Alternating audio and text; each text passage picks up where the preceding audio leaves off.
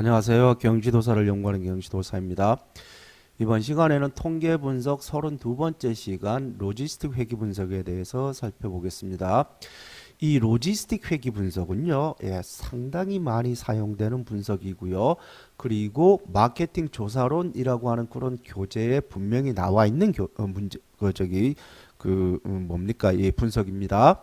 그러니까 최서일 교재에도 로지스틱 회귀 분석이 들어가 있어요.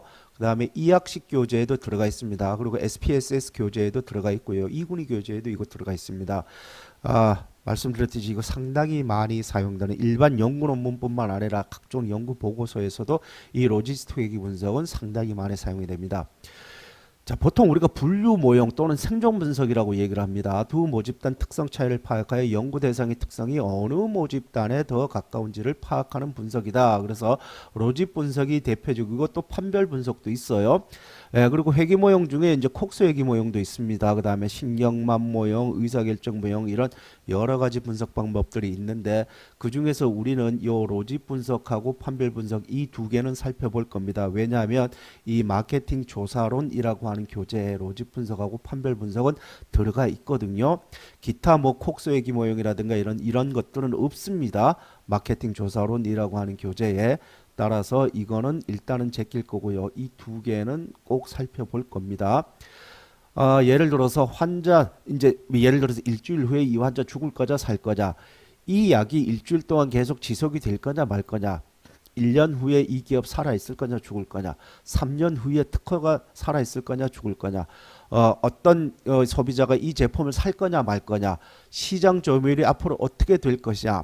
시장 점유율 같은 거는요, 이 순위 로직 가지고 합니다.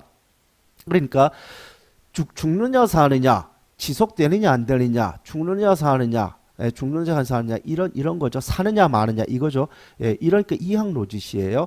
이항 로짓은 종속이 두 개입니다. 종속 변수가 이제 명목적조 두 개. 즉 사느냐 죽느냐. 이거죠. 그러니까 이거는 이항 로짓이고요. 다항 로짓은 종속 변수가 여러 개가 있는 게 다항 로짓이고요.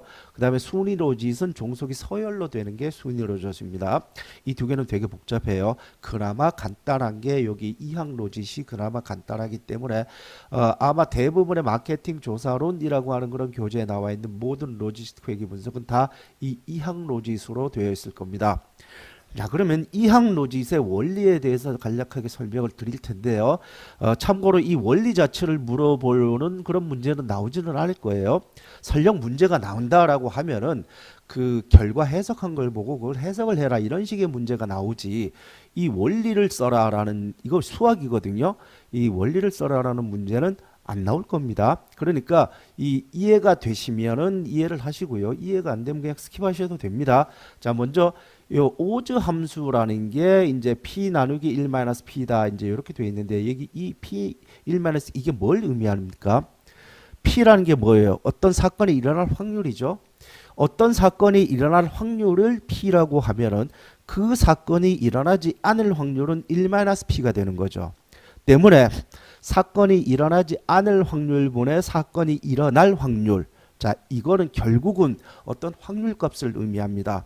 어떤 특정 사건이 일어날 확률값, 이 특정 사건이 일어날 확률값을 오즈값이다라고 표현을 해요. 그러면 이 확률값 자체를 가지고 우리가 종속 변수 y로 갖다 놓으면 되지 않느냐, 이제 여기서 출발을 하는 거예요. 자, 그러면 예를 들어서 확률이 50%면은 오즈값은 1이 됩니다. 여기다 이제 확률 50%, 즉 0.5를 집어넣으면은 오즈값은 1이 돼요. 확률이 75%다. 그러면 일어나지 않을 확률은 0.25%죠. 이렇게 되면은 오즈값은 또 3이 됩니다. 자, 그러면 이런 식으로 오즈값을 계산을 하면은요, 이제 확률이 0%에서 확률 100%까지 이 오즈값이 산출이 될 겁니다. 자, 그런데 그런 식으로 오즈값을 산출을 하게 되면은 무슨 문제가 발생을 하냐면요, 이 오즈값이 음수가 없어요. 그렇죠. 비율이기 때문에 사건이 일어나지 않을 확률분의 일어날 확률에 대한 비율이기 때문에 음수가식이 나올 수가 없죠. 그리고 또 확률이 1에 가까울수록, 확률이 100%에 가까울수록 오즈값은 기하급수적으로 상승합니다. 자, 보세요. 여기다가 99%를 집어넣어 보세요. 그러면 0.99 나누기 0.01이 됩니다. 그러니까 0.01분의 0.99가 돼요. 그러면 오즈값은 기하급수적으로 확 올라가겠죠.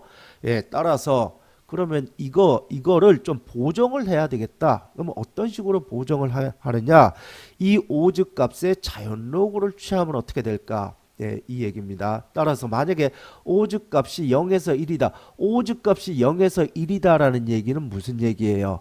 나타날 확률값이 0에서 50%. 예, 이 얘기입니다. 어떤 사건이 나타날 확률이 0에서 50%가 되면은요, 오즈값은 0에서 1이 되는 거예요.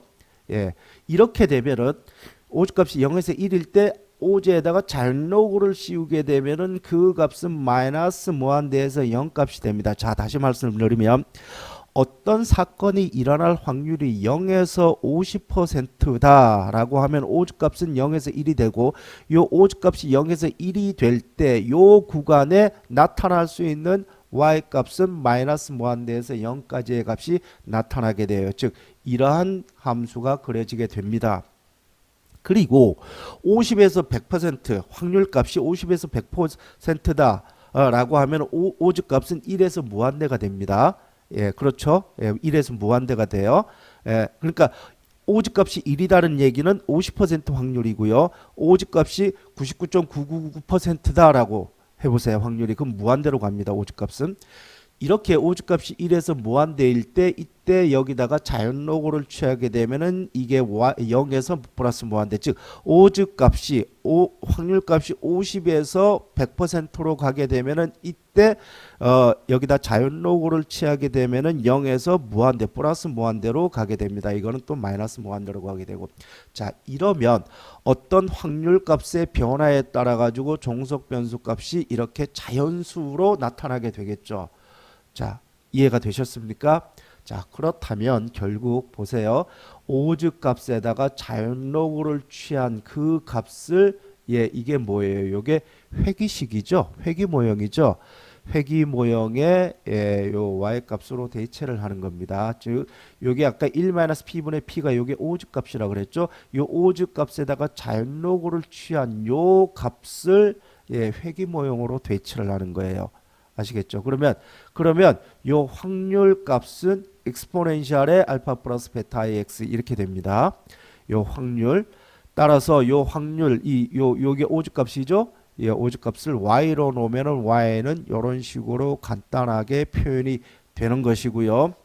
요것의 의미는 x가 1이 변할 때 y는 exponential 베타 i만큼, 즉 exponential의 베타 i만큼 변한다는 의미입니다. 즉 y값을 이렇게 집어넣는다. 집어넣고 분석을 하면은 결국 이렇게 나온다. 이렇게 되면은요, 이거를 이 x값에 대해서 이제 변화량이 나타나게 되겠죠. 그러면 이게 뭐로 나타나요? 오즈값. 이 오즈값이 뭐라 그랬습니까? 확률값이라 그랬죠. 결국 여기서 이 x값의 변화에 따라서 확률값이 나타나게 되고, 그 확률값이 50% 이상의 확률이면은 이 집단에 포함이 되는 거고요. 50% 이하의 확률이 되면 이 집단에 포함이 되는 겁니다. 이래서 이항 로짓이에요. 이 집단이 포함될 거냐, 이 집단으로 포함될 거냐. 이래서 이항 로짓입니다. 지금까지 설명을 이해를 하셔도 되고 이해를 못 하셔도 됩니다. 나중에 해석하는 것만 잘 하시면 돼요. 이 수학적인 내용을 직접 물어볼 리는 없을 겁니다. 예, 그러니까 이해가 안 된다라고 하면 일단은 스킵을 하고 다음 장에 나오는 실제 사례를 가지고 살펴보시면 되겠습니다. 자, 그러면 이러한 로지스트 회귀 분석이 판별 분석하고는 어떤 차이가 있느냐? 로직 분석은 판별 분석은 독립 변수가 매트릭이어야 되고 다변량 정규 분포를 충족해야 된다. 지금 요 로직 분석 같은 경우는요, 확률값 가지고 계산을 하는 겁니다. 확률값 가지고 계산을 하는 거기 때문에 어떤 변수들의 분포와는 상관이 없어요. 반면에 판별 분석은 나중에 판별 분석의 원리를 보시면 아시겠지만, 판별 분석은요, 분포를 가지고 분석을 합니다.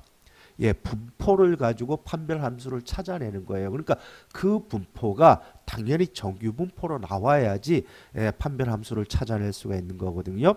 그리고 이제 범주해야 되는 집단의 분산 공분산이 동일해야 된다. 예를 들어서 이러한 집단이 있고 이러한 집단이 있다라고 했을 때 이 집단과 이 집단의 분포가 이렇게 분산 공분산이 동일하게 나와야 그래야 이 집단에 대한 이 판별 함수 값이 나오게 된다 그 얘기예요. 따라서 분포를 가지고 하는 게 판별 분석이기 때문에 당연히 정규성 등분산의 가정이 충족이 돼야 됩니다. 이게 판별 분석인데 근데 지금 이 로지 분석은 지금 이거 뭐 가지고 하는 겁니까? 확률값 가지고 하는 거죠. 이게 확률값이라고 그랬죠.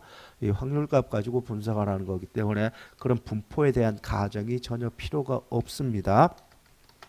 자, 그러면 실제 이제 사례를 가지고 살펴보겠습니다. 요게 이학식의 SPSS 매뉴얼 이게 18.0에 들어가 있는 그 사례입니다. 아마 24.0도 이거랑 비슷한 사례가 들어가 있을 거예요. 그리고 이제 뒤에서 우리가 판별 분석을 살펴볼 텐데 판별 분석의 사례도 요거랑 똑같은 사례를 가지고 판별 분석을 살펴볼 겁니다. 영업사원 70명을 대상으로 사교성, 평점, 경력, 직무 성적을 평가해요. 두 개의 판매 실적 집단으로 구분했다. 요게 상위 집단, 하위 집단 그 얘기입니다. 이를 기준으로 과연 4개의 변수가 판매 실적 집단을 구분하는 유용한 변수인 것을 분석하고자 한다. 자, 이때 이제 연구 문제는 뭐냐면 4개의 독립 변수, 요 4개의 독립 변수는 판매 실적 집단을 구분하는데 요 집단을 구분하는데 유용한 변수인가를 먼저 파악을 해야 된다. 각각의 독립 변수의 집단 구분에 대한 영향력은 어떠한가? 즉 이 4개의 독립 변수 중에 어떤 변수가 가장 크게 영향을 미쳤느냐? 이거를 분석하는 게 로직 분석이다. 자, 그러면 이 로직 분석의 분석 방법은 이렇게 합니다. 이건 SPSS 이렇게 하는데 물론 이제 뭐 작년 같은 경우는 SPSS 돌려가지고 직접 어떻게 하는지 보여드렸지만 올해는 일단 그 과정은 생략하는 걸로 하겠습니다. 결과만 보고 해석만 할 수 있으면 되니까. 자, 결과가 이렇게 나왔어요. 그러면 먼저 분류표 보면은요. 0단계입니다. 0단계는 아직 분류를 하기 이전입니다. 분석하기 이전이에요. 1단계는 분석을 하고 난 이후입니다. 자, 그럼 0단계에서는 1번 집단에 27명, 2번 집단에 43명이 있었어요. 근데 분류를 하고 난 이후에 1번 집단에 19명, 2번 집단에 37명이 재분류됐습니다. 따라서 27명 중에 19명이 정확하게 분류가 됐죠. 그 다음에 43명 중에 37명이 정확하게 분류가 됐죠. 그래서 전체 총 70명 중에 56명이 분류가 정확하게 됐기 때문에 80%의 분류 정확도를 보였다. 일단 이걸로 그거를 분석을 할 수 있고요. 그 다음에 독립변수 유용성을 검증을 해야 되는데 보시면은 방정식에 포함되지 않은 변수다라고 나와 있습니다. 자, 이거 분석하기 전이에요. 분석하기 전에 보니까 유의 확률이 여기 사교성, 그 다음에 경력, 직무 성적 요게 전부 다 유의한 변수로 나왔습니다. 요 평점만 유의하지 않은 변수로 나왔어요. 자, 그런데 방정식에 포함된 변수를 보니까 지금 유의하게 지금 95%에서 유의하게 나온 거는 요거 하나뿐입니다. 직무 성적 하나뿐이에요. 나머지는 유의하지 않게 나왔습니다. 따라서 분석하기 전에는 평점을 제외하고는 모두 유의한 변수였는데 분석하고 난 이후에는 직무 성적을 제외하고는 모두 유의하지 않은 변수로 나타났다. 그리고 이 직무 성적의 이 베타 값이 0.116이에요. 이 0.116이라는 거는요.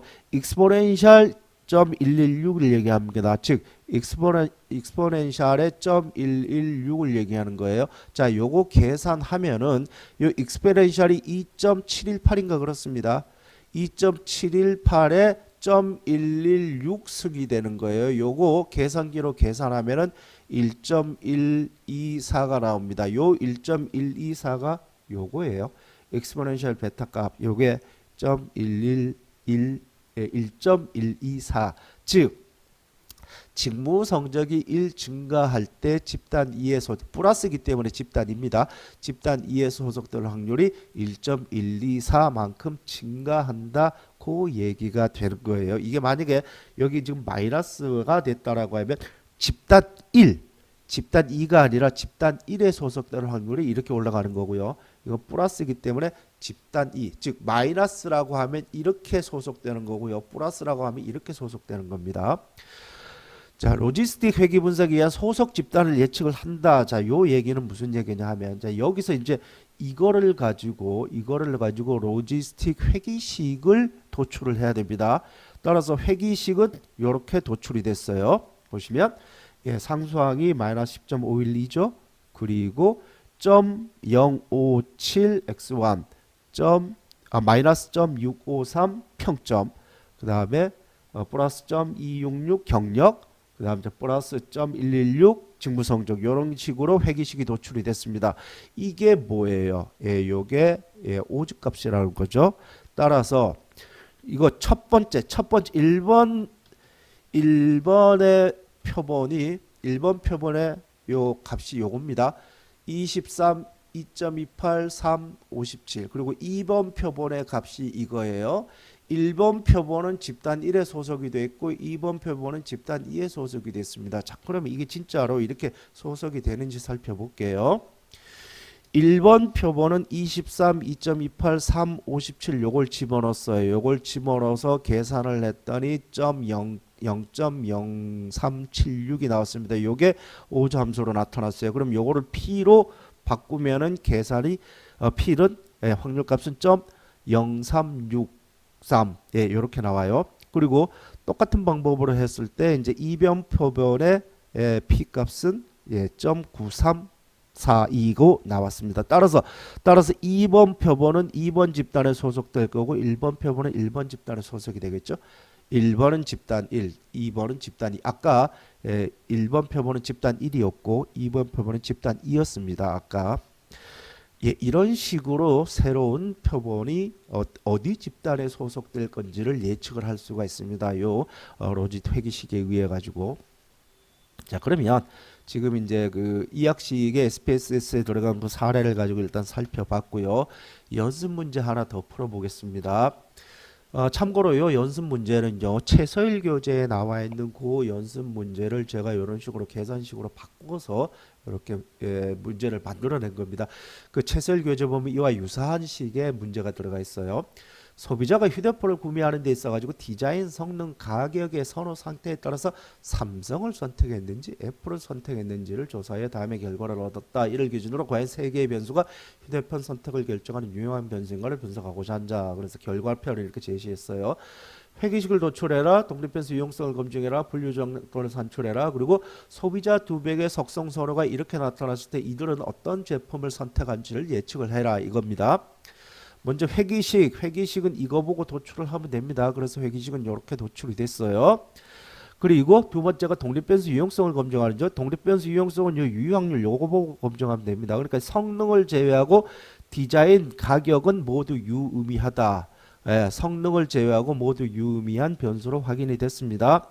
그리고 여기 디자인의 베타값이 184죠. 예, 그렇게 익스포넨셜 184기 때문에 요거 계산하면 1.202가 되는 거고, 그 다음에 가격은 그 베타 값이 122이기 때문에 익스포넨셜 122면은 1.13이 나오게 되는 거예요. 예, 요 얘기입니다. 이렇게 증가를 한다. 둘 다 플러스이기 때문에 집단 2에 소속될 확률이 이렇게 증가를 한다. 이 얘기입니다. 예, 그리고 이제 분류 정확도를 산출을 해야 되는데 총 17명 중에 11명이 됐고 43명 중에 27명이 된 거예요. 예, 이렇게 해서 분류 정확도는 80%가 분류 정확도로 도출이 됐어요. 그리고 회계식이 이렇게 산출이 됐죠. 자, 그러면 요 데이터를 요 회계식에 집어넣어 가지고 확률과 P를 구하면 됩니다. 요 데이터를 먼저 여기다 집어넣고요. 그 다음에 요 밑에 데이터는 요 밑에다가 이렇게 집어넣습니다. 그런 다음에 요거를 계산하면 요렇게 나오고 요게 요거죠. 1-P분의 P가 0.2748 또 1-P분의 P가 0.16921 이렇게 나왔습니다. 그러면 요거를 P를 가지고 다시 전개를 하면 P가 0.215 그 다음에 두 번째는 P가 0.628 이렇게 나왔습니다. 그래서 첫 번째 소비자는 1번 제품, 두 번째 소비자는 2번 제품을 선택할 것으로 예측을 한다. 자, 이게 이제 선택 모형이다. 이래서 로지스틱 회계 모형을 선택 모형이다라고 이제 얘기를 하는 겁니다. 이래서 로직 분석에 대해서 모두 다 살펴봤습니다. 참고로 제 개인적인 생각인데요. 예, 이 로직 분석도 이게 SPSS 매뉴얼, 즉 이학식의 SPSS 매뉴얼에 나와 있는 내용이기 때문에 그래서 문제로 출제될 가능성이 충분히 있습니다. 있는데요. 자, 그런데 문제는 뭐냐 하면 그 시험장에 가지고 들어갈 수 있는 계산기가 일단 쌀집 계산기를 가지고 들어갈 수가 있어요. 그리고 이제 그 핸드폰에 들어가 있는 계산기는 절대로 쓰면 안 됩니다.